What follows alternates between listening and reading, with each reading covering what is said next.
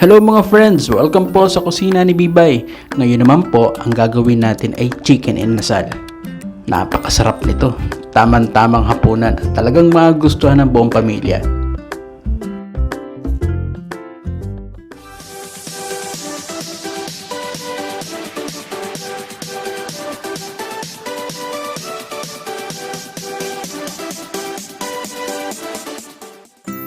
Para sa ating complete ingredients, pakicheck lang po ang ating description box.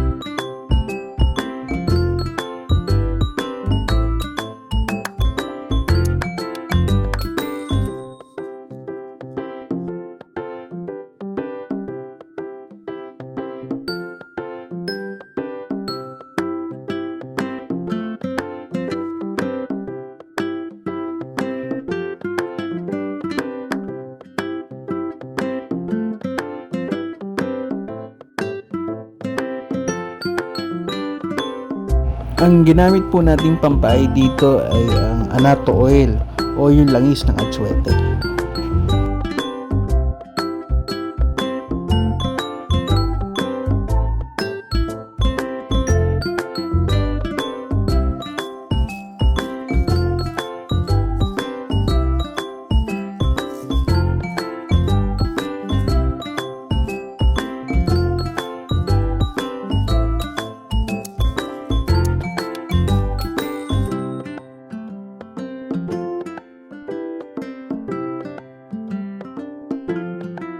After po natin siyang ihawin, pwede na po natin siyang iserve. So kami po ang Kusina ni Bibay. Sana po ay nagustuhan nyo ang recipe namin ngayong araw na ito.